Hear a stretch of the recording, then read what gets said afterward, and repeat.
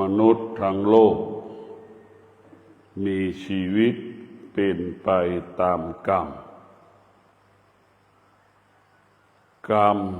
เป็นสิ่งที่เราได้ยินตั้งแต่เราเกิดจนเราตายกรรมดีเกิดจากการดำรงตนประพฤติตนด้วยศีลทั้ง5 ข้อกรรมที่ไม่ดีเราฝ่าฝืนศีลทั้ง5 ข้อกรรมดีก็จะให้เราสำรวมกายวาจาใจให้เกิดคำว่าสงบกรรมดีเป็นธรรมะกรรมที่ไม่ดีเป็นธรรมชาติธรรมชาติจะทำให้เราสุขกับวุ่นวายธรรมะจะทำให้เราสงบกับสุข2 คำนี้สงบสุขแต่ถ้าเป็นธรรมชาติสุขและก็วุ่นวายสุขแล้วก็วุ่นวายดังที่เรามีครอบครัวอยู่สุขแล้วก็วุ่นวายใช่ไหมสุขแล้วก็วุ่นวายแต่ถ้าเราเป็นผู้ปฏิบัติธรรมอย่างพวกเรามาแสวงหาความสุขและสงบสุขมาแสวงหาความสงบสุขความสงบสุขนี่เป็นธรรมะความสุขกับความวุ่นวายเป็นธรรมชาติธรรมะกับธรรมชาติก็ย่อมแตกต่างกันมันย่อมแตกต่างกันธรรมะเปรียบเสมือนแม่ธรรมชาติเปรียบเสมือนลูกมันจะเป็นเช่นนั้นเราก็ดูว่าคำว่าลูกคำว่าแม่ย่อมแตกต่างกันแม่จะเป็นผู้รับผิดชอบลูกจะเป็นผู้ที่ไม่รับผิดชอบอะไรเลยเพราะฉะนั้นพวกเราทั้งหลายกรรมก็เป็นเรื่องอดีตจะไปโยนความชีวิตของเราเป็นไปตามกรรมจะให้ชีวิตเราเป็นไปตามกรรมกรรมทั้งหลายมันเกิดขึ้นเพราะตัวเราเองกรรมดีสร้างสรรค์กรรมดีนี่มันจะสร้างสรรค์กรรมชั่วมันจะเบียดเบียนและทำลายชีวิตของเราบุคคลที่ปฏิบัติธรรมก็เพื่อจะมาเริ่มต้นชีวิตใหม่ผู้ที่ปฏิบัติธรรมก็จะเริ่มเห็นความทุกข์เริ่มเห็นธรรมชาติที่มันเกิดขึ้นกับชีวิตของเราซ้ำๆซากๆซ้ำๆซากๆทุกวันทุกวันมันจึงเกิดอาการคำว่าเบื่อจึงเกิดคำว่าเบื่อหน่ายเกิดขึ้นกับชีวิตของเราธรรมชาตินั้นจะทำให้เราวุ่นวายธรรมะของเรานั้นจะทำให้กายวาจาใจเราสงบธรรมชาตินั้นจะให้เราวุ่นวายตลอดเวลาทุกข์ใจตลอดเวลาเมื่อเรารู้ระหว่างธรรมะกับธรรมชาติเนี่ยมันแตกต่างกันเมื่อธรรมะกับธรรมชาติแตกต่างกันเราก็เห็นว่าธรรมะกับธรรมชาติเนี่ยเราก็เลือกเอาแต่ธรรมะเราก็พยายามปลดเปลื้องธรรมชาติออกไปจากชีวิตของเราเอาธรรมชาติของหนุ่มสาวนี่เป็นเช่นไรเราก็รู้ธรรมชาติของผู้ที่ครองเรือนก็รู้ธรรมชาติของผู้เป็นพ่อเป็นแม่ก็เป็นอีกเช่นใดนี่เรารู้นี่เราต้องปลดเปลื้องคำว่าธรรมชาติออกไปจากชีวิตของเราการปฏิบัติธรรมของเราถึงจะเกิดหรือธรรมมันจะเกิดขึ้นได้เพราะเราปลดเปลื้องธรรมชาติออกจากกายวาจาใจของเราอย่างที่บอกธรรมชาติเราต้องปลดเปลื้องแต่เมื่อเราสามารถปลดเปลื้องธรรมชาติออกจากกายวาจาใจเราได้ธรรมะก็จะปรากฏเกิดขึ้นที่กายที่ใจของเรา ธรรมะของพระพุทธเจ้านั้นอยู่เหนือธรรมชาติธรรมชาติเป็นผู้ปกปิดธรรมะธรรมชาติเป็นผู้ปกปิดธรรมะอันที่แท้จริงเราไม่ได้ต้องการความสุขอันที่แท้จริงเราต้องการความสงบเหมือนกันหมดทั้งระบบของโลกสุดท้ายคือเราต้องการความสงบไม่ได้ต้องการความสุขเมื่อเรามีปัญญาแล้วเมื่อปัญญามันเกิดแล้วเราจึงรู้ว่าความสุขคือผู้เบียดเบียนชีวิตของเราเบียดเบียนชีวิตของเราตลอดเวลาเบียดเบียนชีวิตเราเบียดเบียนกายวาจาใจเราตลอดเวลาความสุขทำให้เราไม่สงบความสุขทำให้เราวุ่นวายตลอดเวลาเพราะฉะนั้นทำความสงบอันเกิดจากการดำรงตนประพฤติตนด้วยศีลสมาธิปัญญาดำรงตนประพฤติตนด้วยศีลสมาธิปัญญาเราจึงจะพบความจริงที่มันเกิดขึ้นที่กายที่ใจของเราร่างกายของเรามันเป็นที่อยู่ของความชั่วเป็นที่อยู่ของความดีเป็นที่อยู่ของอกุศลทั้งปวงเป็นที่อยู่ของอธรรมทั้งปวงเป็นที่อยู่ของธรรมทั้งปวงอยู่ที่ร่างกายเราหมดและเราจะเลือกเอาว่าเราจะเอาสิ่งใดออกไปจากกายเราก็คือเอาสิ่งที่เป็นอธรรมสิ่งที่เป็นอกุศลออกไปจากกายจากใจของเราเมื่อเราปฏิบัติธรรมประพฤติธรรมเนี่ยเราจะเป็นต้องมีสติรู้เท่านั้นพอแล้วไม่ต้องมีอะไรสักอย่างให้มีสติรู้ว่าเรานั่งสมาธิให้เรามีสติรู้ว่าเรานั่งแล้วเราเจ็บปวดตามร่างกายของเราให้เรารู้ว่าเรามีสติรู้ว่าเรานั่งสมาธิแล้วอึดอัดก็ให้เรารู้อาการนี่คือตัวสติให้เรารู้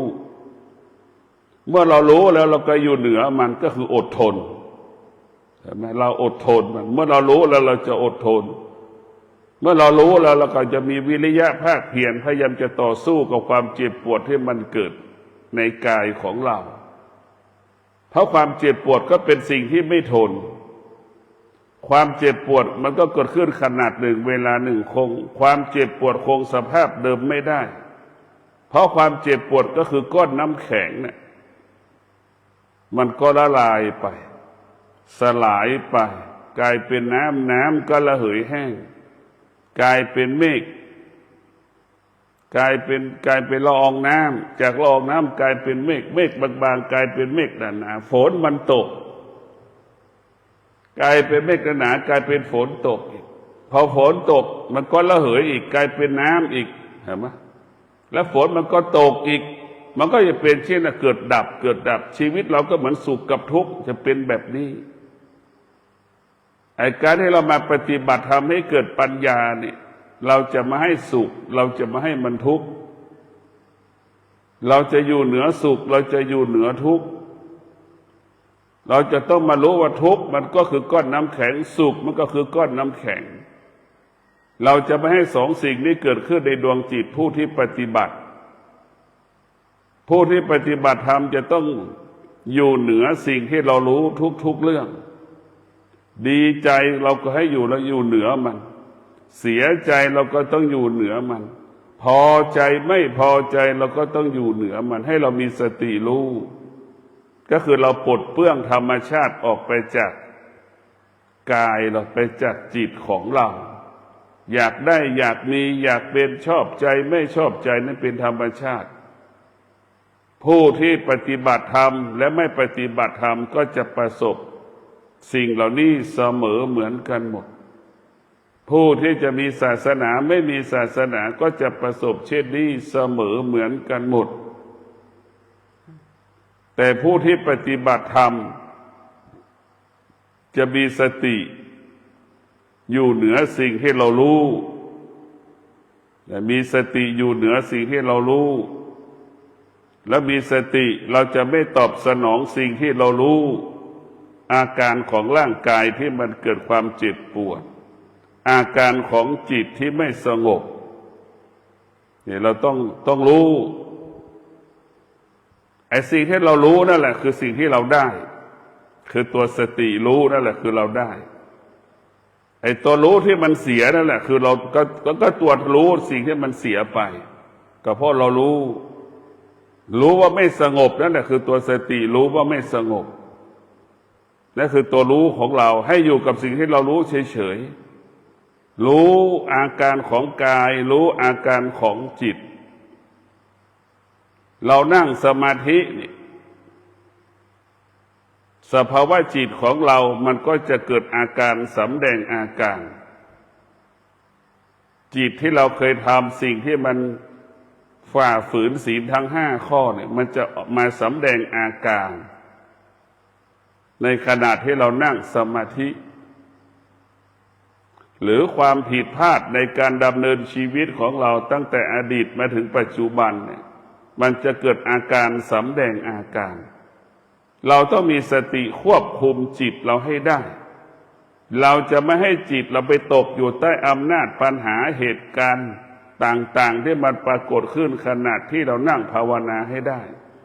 ให้เรามีสติรู้และควบคุมถ้าเรามีสติที่เข้มแข็งเราก็สามารถกำกับกำหนดควบคุมจิตเราได้ความผิดพลาดที่มันเกิดขึ้นมาในอดีต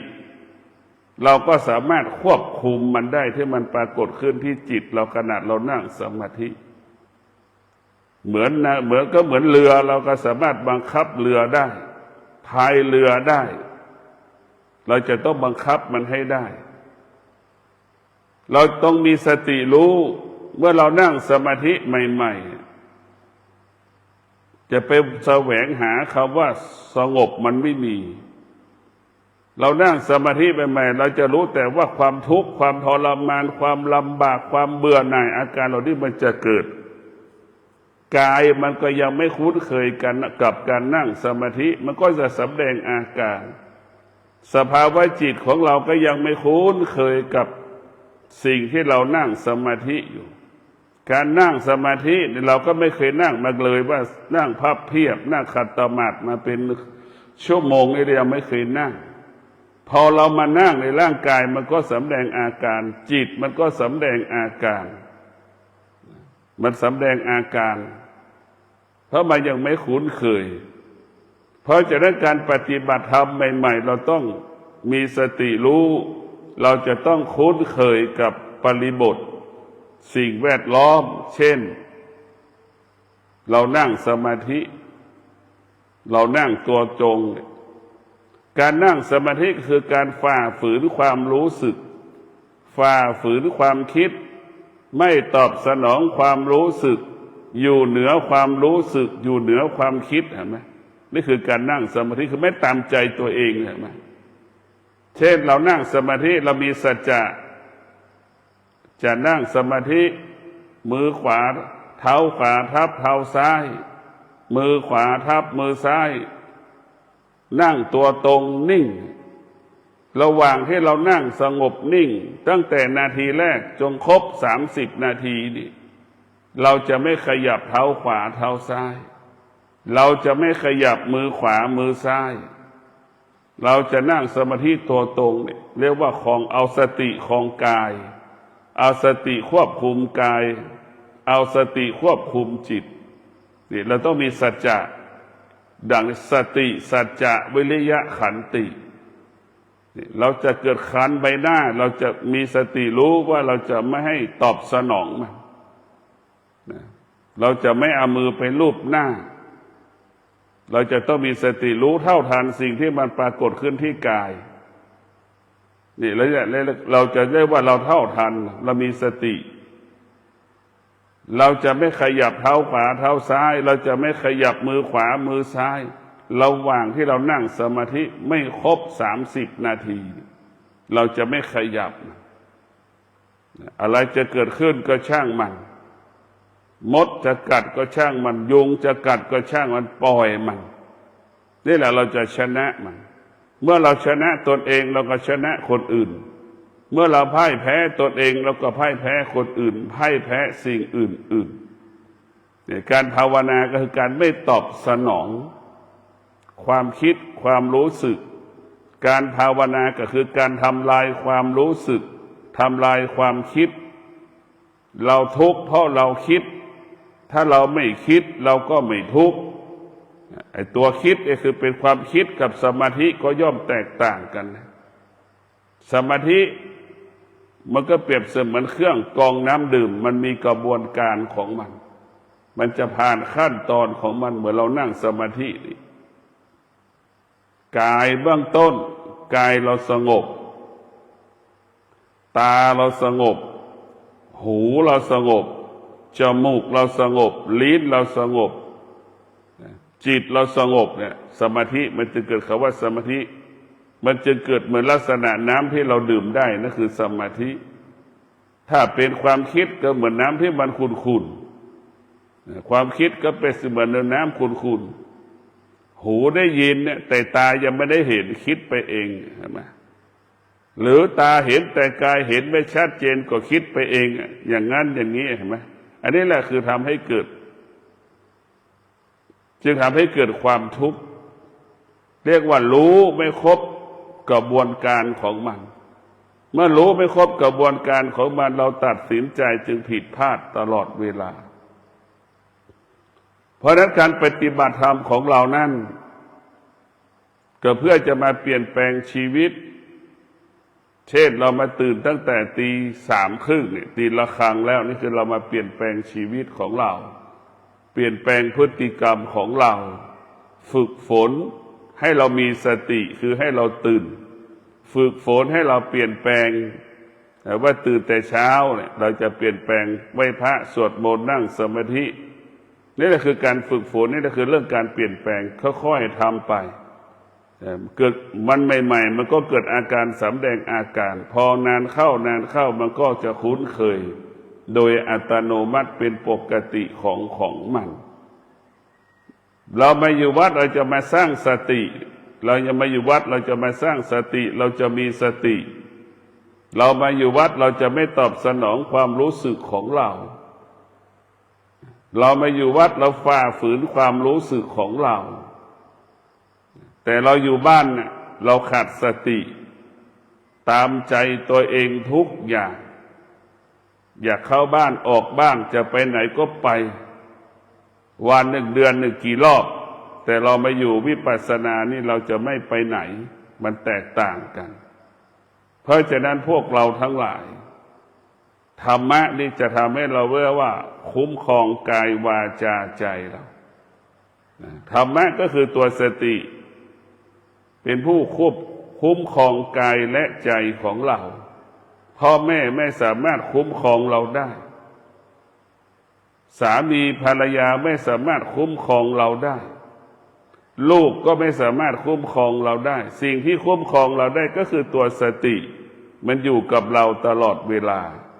เมื่อเรามีสติเราก็ปลอดภัยเมื่อเรามีสติเราก็มั่นคง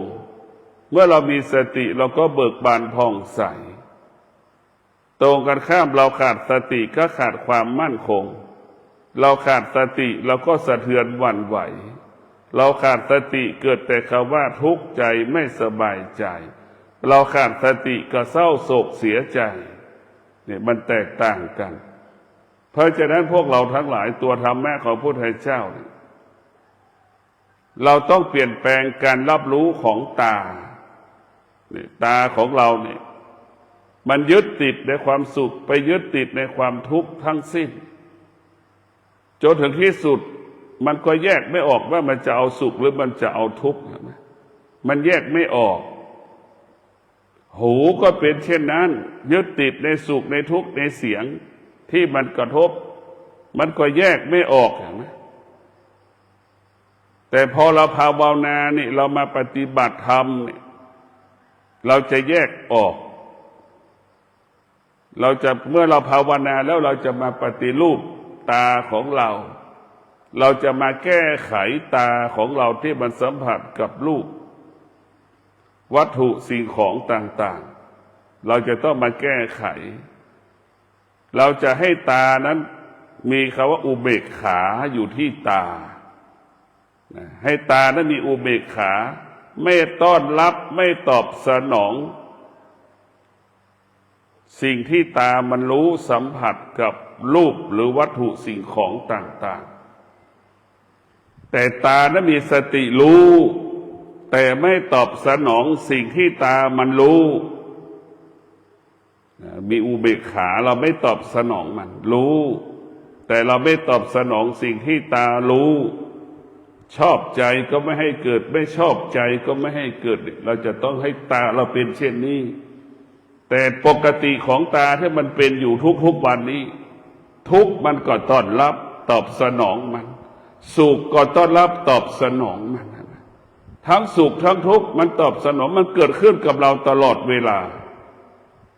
เกิดกับเราตลอดเวลามันเกิดกับเราตลอดทั้งสุขทั้งทุกข์ตั้งแต่เราเกิดจนเราตายสุขทุกข์เราไปตอบสนองมันก็เกิดกับเราเนี่ยเราจะเริ่มปฏิรูปชีวิตของเราก็คือวันนี้เรามีสติเมื่อตาสัมผัสกับรูปวัตถุสิ่งของต่างๆเราจะไม่ให้ตานั้นเกิดอาการพอใจไม่พอใจเราจะไม่ให้ตาไปยึดติดสิ่งที่ตาสัมผัสวัตถุสิ่งของต่างๆเราจะมีสติรู้เท่านั้นแต่เราจะไม่ตอบสนองสิ่งที่ตามันรู้นี่แหละก็คือเรามีอุเบกขาอยู่ในตัวมันเลยจะไม่ด่วนตัดสินใจอันนี้เราเอาแค่นี้แหละวันหนึ่งเราแก้ไขตรงนี้ก่อนต่อไปแล้วก็เอาหูอีกวันนี้เราจะมีสติเสียงที่กระทบกับหูหรือหูกระทบกับเสียงเนี่ยเราจะไม่ให้หูนั้นไปยึดติดพอใจไม่พอใจในเสียงนั้นเนี่ยเราจะมีสติอย่างนี้ให้มันรู้เฉยๆให้เรารู้ว่าได้ยินเท่านั้นให้เรารู้เฉยๆว่าเสียงที่มันกระทบกับหูเราจะไม่เข้าไปยึดติดในเสียงจะเป็นเสียงหญิงเสียงชายเราก็ไม่ต้องไปยึดติดแต่รู้เท่านั้นจมูกก็เป็นเช่นการได้ยินได้สัมผัสกับกลิ่นที่ชอบใจไม่ชอบใจเราก็เฉยๆเราจะมีสติรู้แต่เราไม่ตอบสนองมันนี่ให้มันเฉยๆเราจะไปแต่รูปตรงนี้ลิ้นก็เป็นเช่นนั้นกายเราก็เป็นเช่นนั้นทุกอย่างเราจะไม่ตอบสนองมันไอ้จิตที่น่ากลัวที่สุดจิตที่ไม่ได้ฝึกฝนนี่เป็นจิตที่น่ากลัวจิตที่ไม่ได้ฝึกฝนนี่เป็นจิตที่น่ากลัวที่สุดมันปรุงแต่งไม่มีวันจบสิ้นมันสิ่งที่น่ากลัวที่สุดคือมันปรุงแต่งหลอกเราตลอดเวลาเหมือนหนุ่มสาวเห็นไหมเหมือนเด็กสาวรุ่นหนุ่มรุ่นมันจะหลอกเราอย่างนั้นสารพัดมันหลอกเราตลอดเวลาแล้วเราก็ถูกใต้อำนาจมันหลอกหลงมันตลอดเวลาไปยึดติดยึดบ้านตลอดแต่ถ้าเราฝึกจิตแล้วจิตมันจะไม่หลอกเราเพราะเรามีสติรู้มันน่ะแล้วไม่ตอบสนองมันแต่ถ้าเราไม่ได้ฝึกจิตไม่ได้ฝึกจิตแล้วก็ไปตอบสนองจิตมันหมดทุกอย่าง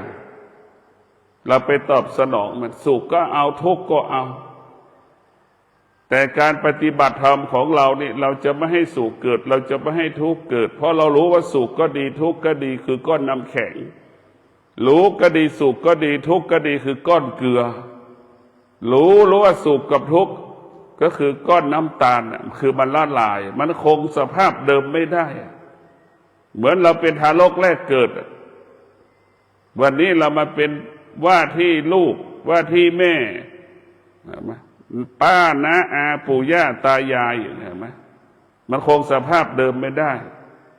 มันเกิดการเปลี่ยนแปลงตลอดเวลาแปรปรวนตลอดเวลาเราต้องรู้ว่าธรรมชาติเนี่ยมันเป็นเช่นนี้ธรรมชาตินี่คือเสมอเหมือนกันหมด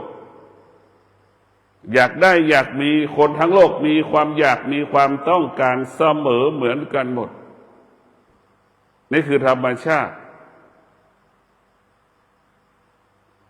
คนที่มีธรรมะคนที่ปฏิบัติธรรมก็จะหยุดยั้งยับยั้งความอยากหยุดยั้งยับยั้งความอยากจะไม่ให้ความอยากเกิดขึ้นที่กายที่ใจของเราเห็นโทษของความอยากเห็นโทษของความอยากว่าเป็นไฟมันเผาไหม้กายกับจิตเราเห็นโทษของสิ่งเหล่านี้เป็นของเน่าของเหม็นมันจะไม่อยู่ใกล้มันจะเห็นโทษเพราะฉะนั้นการปฏิบัติธรรมให้เราเห็นธรรมกับเห็นธรรมชาติให้ละธรรมชาติทั้งระบบละธรรมชาติทั้งระบบชายก็ดีหญิงก็ดีสมณะก็ดีที่ปรารถนาจะรู้ธรรมเข้าถึงธรรมเราจะต้องละธรรมชาติทั้งหมดเช่นแม่มีลูกแม่จะต้องทิ้งลูกให้หมดออกจากจิตใจเราจะไม่หวงจะไม่ห่วงลูกถ้าเราห่วงลูกการเรียนรู้เรื่องธรรมการปฏิบัติธรรมก็ไม่เกิดผลเราไปติดมันอยู่ถ้าเราจะศึกษาธรรมเรียนรู้ธรรมเราก็ต้องละธรรมชาติปล่อยธรรมชาติอย่าให้มันเกิดขึ้นให้มันเหลือแต่ธรรมะตนแลเป็นที่พึ่งแห่งตนให้เราเข้าใจว่าตนแลเป็นที่พึ่งแห่งตนแต่เราหลงทางมาทั้งชีวิตคิดว่าพ่อแม่จะเป็นที่พึ่งของเราได้แต่พึ่งได้แค่บางเวลาคิดว่าสามีจะเป็นที่พึ่งของเราได้ที่สุดมันก็ไม่ใช่พึ่งได้แค่บางเวลาคิดว่าลูกจะเป็นที่พึ่งของเราได้ที่สุดก็พึ่งได้แค่บางเวลาคิดว่าแม่จะเป็นที่พึ่งของเราได้ที่สุดก็พึ่งได้แค่บางเวลาสิ่งที่พึ่งได้ตลอดเวลาก็คือธรรมะตนแลเป็นที่พึ่งแห่งตน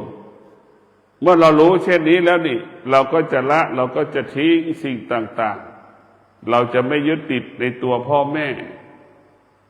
เราจะไม่สร้างภาระปัญหาให้กับพ่อแม่พ่อแม่ก็ไม่สร้างภาระปัญหาให้ลูกไม่ยึดติดในลูกที่สุดถ้าคนทุกคนเข้าใจว่าตนแลเป็นที่พึ่งแห่งตนชีวิตเราจะสงบสุขชีวิตเราจะเกิดแต่ความสุขเข้าใจมันจะไม่โมโหมันจะไม่หงุดหงิดอันนี้มันสำแดงอาการลูกมันเริ่มใช้เราได้มันก็ใช้พ่อใช้แม่เห็นไหมพอพ่อแม่ไม่ตอบสนองลูกมันก็เกิดอาการสำแดงอาการนะตามสภาวะของอายุขัยของมันเด็กหนุ่มสาวเนี่ยมันก็พ่อแม่ไม่ตอบสนองมันก็เกิดอาการสำแดงอาการสามีภรรยาไม่ตอบสนองก็สำแดงอาการออกอาการลูกหลานไม่ตอบสนองปู่ย่าตายายก็ปู่ย่าตายายก็ออกอาการสำแดงอาการนะตามสภาวะวัยของมันก็เกิดอาการคนละรูปแบบแต่เกิดอาการเหมือนกันหมดก็เพราะเราไม่ตอบสนองมันก็จะเป็นเช่นนี้สิ่งที่เราต้องพึ่งก็คือพึ่งตัวเองตนแลเป็นที่พึ่งแห่งตนไม่มีใครพึ่งได้สมบัติที่เรามีมันก็พึ่งไม่ได้สมบัติเป็นของนอกกายธรรมะก็คืออยู่ในกายของเราสามีก็เป็นของนอกกายลูกก็เป็นของนอกกายพ่อแม่ก็เป็นของนอกกายสิ่งที่อยู่ในกายแล้วก็คือธรรมะพึ่งได้ตลอดเวลาเรามีสติเราพึ่งพาตนเองเพราะเราขาดสติจะคิดถึงคนอื่นพึ่งสิ่งอื่นๆเพราะนั้นต้องพึ่งพาตนเองพระพุทธเจ้ายังไม่สามารถเป็นที่พึ่งของเราได้มีแต่คำสอนเท่านั้นเป็นที่พึ่งของเราพระพุทธเจ้าก็ตายเราก็ตายดังเช่นเดียวกับพุทธเจ้าเห็นไหมแต่พระพุทธเจ้ามีธรรมะธรรมะก็คือสติอยู่เหนือความแก่ความเจ็บความตายความแก่ความเจ็บความตายไม่มีค่าสำหรับพระพุทธเจ้า ความแก่ความเจ็บความตายไม่มีความหมายสำหรับพระพุทธเจ้าความแก่ความเจ็บความตายไม่สามารถทำให้พระพุทธเจ้าสะเทือนและหวั่นไหวจิตพระพุทธเจ้ากายของพระพุทธเจ้านะพระพุทธเจ้าแยกกายกับจิตได้กายของเราก็เหมือนคนป่วยนอนบนเตียงโรงพยาบาลจิตของเราจิตของพระพุทธเจ้าก็เหมือนหมอพยาบาลนะ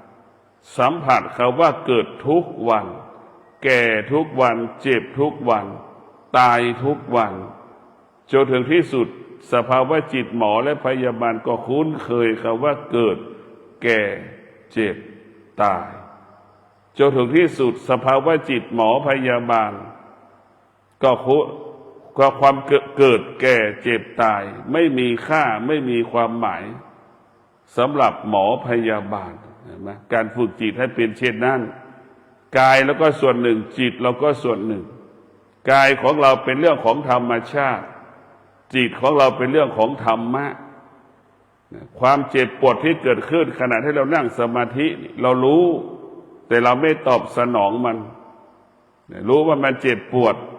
แล้วเราก็รู้ว่าความเจ็บปวดคือก้อนน้ำแข็งก้อนเกลือก้อนน้ำตาลเนี่ยมันคงสภาพเดิมไม่ได้ให้เรารู้มันเจ็บขึ้นขนาดหนึ่งเวลาหนึ่งนี่แหละธรรมะเราจะรู้คือตัวสติจะรู้เรื่องกายกายเป็นธรรมชาติจิตเป็นธรรมะจิตเป็นธรรมะกายเป็นธรรมชาติธรรมะจึงควบคุมธรรมชาติธรรมะคือเป็นผู้ควบคุมธรรมชาติธรรมชาติก็หมายโมโหหงุดหงิดเห็นไหมเมื่อเราโมโหหงุดหงิดเราก็อดทนนั่นแหละอดทนนั่นคือธรรมะควบคุมธรรมชาตินี่แหละคือธรรมะมันจะเป็นเช่นนี้ถ้าเราไม่มีธรรมะเราไม่รู้เรื่องธรรมะเราก็เหมือนสุนัขมันเจอหน้ากันมันก็กัดกันเห่ากันนั่นแหละเป็นเช่นนั้นคือไม่มีธรรมะขาดสติจะเป็นดังหมาสุนัขเห่าหอนกัดกันเจอหน้ากันจะเป็นเช่นนั้นถ้าเรามีสติคือมีธรรมะเนี่ยเราก็จะรู้เรื่องกายเราก็จะมีสติรู้อยู่ว่ากายมันเจ็บป่วยเราจะดูสติก็เหมือนญาติคนป่วยดูแลคนป่วยใกล้ตายนะจะเป็นเช่นนั้นละร่างกายเราก็เหมือนคนป่วยที่ใกล้ตายนะเราแยกให้ออกว่ากายก็ส่วนหนึ่งจิตก็ส่วนหนึ่งเราเห็นได้ว่าอาการของคนป่วยนี่สามีก็ไม่มีค่าภรรยาก็ไม่มีค่าลูกก็ไม่มีค่าสมบัติก็ไม่มีค่าเลยเห็นไหมไม่มีอิทธิพลแล้วเราก็หาสมบัติหาเห็นไหมดิ้นรนก็หากว่าแทบจะเอาชีวิตไปเสี่ยงจะตายจะแก่ก็เพราะเราไปยึดติดสิ่งเหล่านี้หมดเพราะฉะนั้นพวกเราทั้งหลายสิ่งที่มีคุณค่าก็คือจิตที่สงบสิ่งที่มีคุณค่าจิตคือผู้รู้ว่าเกิดแก่เจ็บตายมันเป็นปกติเป็นธรรมชาติไม่มีใครหลบหลีกหนีความแก่ความเจ็บความตายไปได้ให้เรารู้เช่นนี้การพัดพรากก็เป็นธรรมชาติให้เรารู้ว่ามันเป็นกฎของชีวิตมันไม่มีอะไรยั่งยืนธรรมชาติมันไม่ยั่งยืนธรรมะนี่มันยั่งยืนคนทุกคนเกิดมาต้องมีสติคนทุกคนเกิดมาต้องมีสมาธิคนทุกคนเกิดมาต้องมีปัญญามีมากมีน้อยอีกเรื่องหนึ่งมันเป็นนี่คือธรรมะของเราอยู่ที่กายที่ใจของเราเนี่ยธรรมะเกิดขึ้นที่กายเกิดแก่เจ็บตายน่ะเป็นธรรมะความโลภความโกรธความหลงก็เป็นธรรมะให้เรารู้เนี่ยมันเป็นธรรมะเกิดขึ้นที่กายเราหมดมันไม่ได้เกิดนอกกายเราจะหยุดยั้งความโลภความโกรธความหลงได้ก็ได้ตัวสติตัวสตินี่แหละจะตัวหยุดสิ่งที่มันรับรู้ที่ตารับรู้หูรับรู้จมูกรับรู้ลิ้นรับรู้กายรับรู้นี่ตัวสติเท่านั้นที่จะทำให้เราหยุดสิ่งที่เรารู้หรือจะหยุดความคิดได้ด้วยตัวสติเราจะงดการปรุงแต่งได้ก็เพราะตัวสติเรารู้เราจะมีสติรู้อยู่ที่กายที่จิตเราจะมีเอาจิตเราจะมีสติรู้ที่ลมหายใจเข้าออกหายใจเข้าเราก็มีสติรู้หายใจออกเราก็มีสติรู้ หายใจเข้าออกละเอียดหยาบเราก็รู้หายใจเข้าออกสั้นยาวเราก็รู้มีสติรู้เท่านั้นให้เรามีสติรู้อาการรู้นี่แหละคือการสะสมสั่งสมที่สุดตัวรู้เหล่านั้นกลายเป็นก้อนน้ำแข็งเห็นไหมมันก็ค่อยสะสมสะสมสะสมจนมันเกิดผลเห็นผลได้มันจะเป็นก้อนน้ำแข็งทันทีเรามีสติรู้ควบคุมสิ่งที่เรารู้ได้รู้อาการของกายนี่สำคัญไม่ต้องไปรู้เรื่องอื่นดังที่เราบอกแล้วว่าเราจะมีสติแก้ไขสุขทุกข์ไม่ให้เกิดขึ้นที่ตาแต่เรามีสติรู้ไม่ตอบสนองสุขทุกข์ที่มันเกิดขึ้นที่ตาเรามีสติรู้เราจะมีอุเบกขาเราจะเฉยๆกับตาที่เห็นรูปวัตถุสิ่งของต่างๆเราจะไม่ตอบสนองมันเราจะมีหูก็เราจะเป็นเช่นนั้นจมูกก็เป็นเช่นนั้นกายเราก็เป็นเช่นนั้นจิตเราก็เป็นเช่นนั้นเราจะไม่ตอบสนองเรามีสติรู้ในสิ่งที่สำคัญที่สุดรู้เท่านั้นแหละตัวรู้ตัวเดียวที่เราเป็นพุทธเจ้าได้ตัวรู้ตัวเดียวเท่านั้นที่จะทำให้เราบรรลุธรรมเห็นธรรมถ้าเราไม่รู้เราจะไม่เห็นธรรมถ้าเรารู้เราจะเห็นทุกข์ถ้าเรารู้เราจะเห็นอาการของทุกข์ว่ามันเกิดจากการไม่ได้ฝึกฝนจิตเกิดจากการไม่ได้ฝึกจิตมันจึงตกอยู่ใต้อำนาจสุขกับทุกคนส่วนมากผู้ที่มาปฏิบัติธรรมเราจะเห็นโทษของความสุขเราจะเห็นโทษของความทุกข์รู้ว่าสุขก็ดีทุกข์ก็ดีเสมอเหมือนกันหมดคือเปลี่ยนแปลงสุขก็ไม่ทนทุกข์ก็ไม่ทนความรู้สึกที่เราทุกข์สุขมันก็เป็นสิ่งที่ไม่ทนระหว่างที่มันสุขมันทุกข์เราก็มีสติรู้หยุดมันหยุดมาให้ได้หยุดมันถ้าเราไม่หยุดมันถ้าเรามีสติเราก็หยุดมันได้ถ้าเราขาดสติเราก็หยุดมันไม่ได้ถ้าเรามีสติที่เต็มกำลังเราก็หยุดมันได้ถ้าสติเราอ่อนแอเราก็หยุดมันไม่ได้เราพยายามฝึกจิตของเราให้เหมือนช้างมีกำลังเหมือนช้างเราพยายามฝึกจิตของเราให้เหมือนเสือเราพยายามฝึกจิตของเราให้เหมือนหมีนะที่มันมีกำลังมากเราฝึกจิตของเราให้มีกำลังเหมือนสัตว์งัวควายช้างม้าให้เป็นเช่นนั้นให้จิตเรามีกำลังเมื่อจิตมันมีกำลังมันก็สามารถต่อสู้กับสิ่งที่เป็นกิเลสอันได้แก่ความอยากสารพัดความอยากความทุกข์สารพัดความทุกข์ความสุขสารพัดความสุขเราจะต่อสู้มันได้ถ้าเรามีกำลังธรรมะก็เหมือนเสือกินงัวได้สบายงัวก็คือกิเลสอย่างเงี้ยเราสบายถ้าเรามีธรรมะก็คือเราเป็นช้างใช่ไหมท่อนสูงก็คือกิเลสตัณหาราคะเราเอาไปทิ้งได้เลยใช่ไหมไปให้เป็นเช่นนั้นเหมือนงัวเหมือนควายที่เอาไปเทียมล้อเรามีกำลังเราก็สามารถขงกิเลสตัณหาราคะเอาไปทิ้งนอกบ้านเราได้เอาไปเผาได้ใช่ไหมนั่นแหละเรามีกำลังเราต้องฝึกจิตเราให้มีกำลังถ้าเราจิตมีกำลังเราจะแก้ไขสิ่งต่างๆได้โดยง่ายแต่ถ้าจิตเราไม่มีกำลังกลายเป็นหนูก็จบกลายเป็นแมลงวันนี่จบเลยมันไม่มีกำลังใช่ไหมพอไม่มีกำลังมันก็ต่อสู้กับกิเลสตัณหาราคะไม่ได้ต่อสู้กับความอยากไม่ได้ต่อสู้กับความสุขไม่ได้ความทุกข์ก็ไม่ได้ตกอยู่ใต้อำนาจความทุกข์ความสุขตลอดเวลาเพราะนั้นเรามาอยู่วัดเรามาสร้างสติมาพิจารณาชีวิตเราตั้งแต่เราเกิดมาจนถึงบัดนี้นี่ชีวิตเราแตกต่างสิ่งใดที่มันผิดพลาด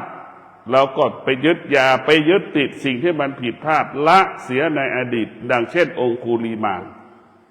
เอาองคุลิมานมาเป็นครูไม่ควรไปยึดติดในอดีตดีก็ช่างไม่ดีก็ช่างยึดติดไม่ได้เป็นทุกข์มันขวางกั้นเราต้องมีสติรู้อยู่กับปัจจุบันว่าขนาดนี้เราเอาจิตไปผูกกับลมหายใจเข้าจิตกับผูกกับลมหายใจออก เราจะมีสติรู้ลมหายใจเข้ารู้ลมหายใจออกนี่เราไปอยู่ตรงนี้เราเอาสติไปผูกกับเท้าขวาย่างรู้เท้าซ้ายย่างรู้นั่งรู้นอนรู้เดินรู้กินเข้ารู้ทุกอย่างให้เรารู้เท่านั้นแหละรู้อาการของจิตรู้อาการของกายเราจะไม่ตกอยู่ใต้อำนาจเพราะนั้นเรามาปฏิบัติธรรมก็คือการเริ่มต้นชีวิตใหม่เราอย่างน้อยเรารู้แล้วว่าศีลเนี่ยจะทำให้ชีวิตเรามั่นคงเรารู้ว่าสมาธิจะทำให้ชีวิตเรายั่งยืนเรารู้แล้วว่าปัญญาจะทำชีวิตเรางอกงามชีวิตเราจะงอกงามด้วยปัญญาชีวิตเราจะมั่นคงด้วยศีลชีวิตจะยั่งยืนด้วยสมาธิชีวิตจะงอกงามด้วยปัญญาความสำเร็จเกิดขึ้นด้วยปัญญามีทรัพย์มีสมบัติก็ด้วยปัญญาหรือคนที่ไม่มีทรัพย์ไม่มีสมบัติถ้ามีปัญญามันก็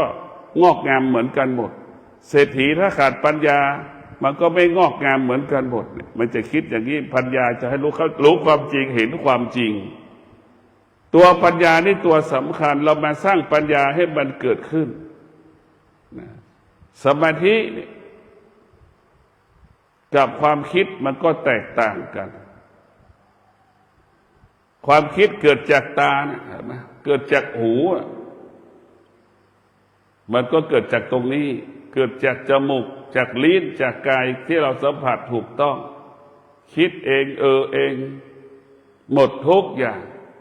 คิดว่ามันใช่แต่พอจริงๆมันก็ไม่ใช่มันก็จะเป็นชนิดว่ามันหลอกภาษาทั่วไปภาพมายาเป็นมายาที่เราบอกมันหลอกเราหมดตลอดเวลาแต่ถ้าเรามาปฏิบัติธรรมแล้วเรามีสติเราจะไม่ตอบสนองความรู้สึกที่ปรากฏตาหูจมูกลิ้นกายใจ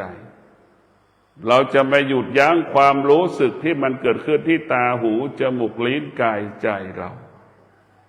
เรารู้มาแล้วเราก็หยุดมันได้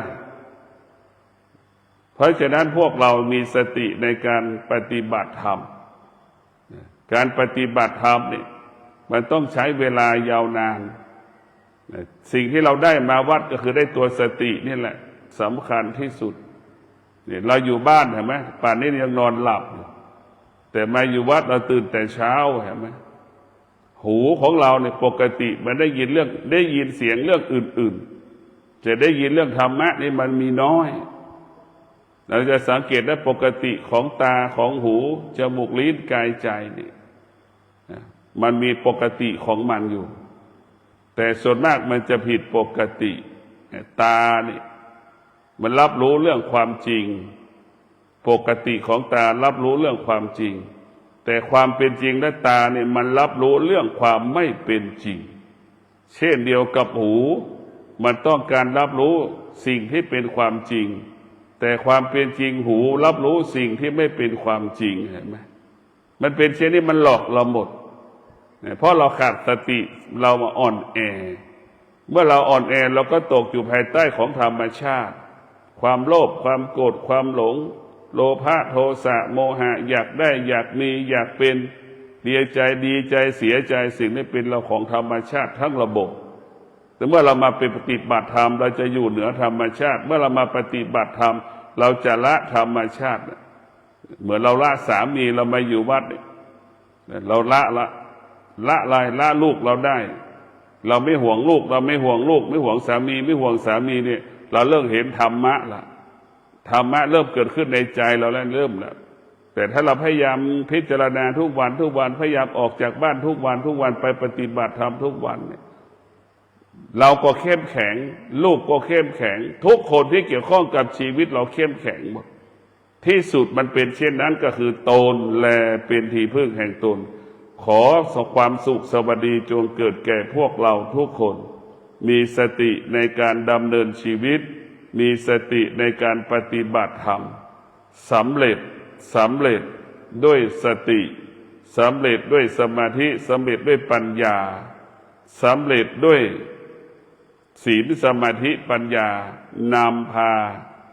จิตและกายเราเกิดคำว่าสงบความสงบเป็นสิ่งที่เราต้องการ เป็นสิ่งที่เราปรารถนาความสงบเป็นสิ่งที่เราต้องการเป็นสิ่งที่เราปรารถนา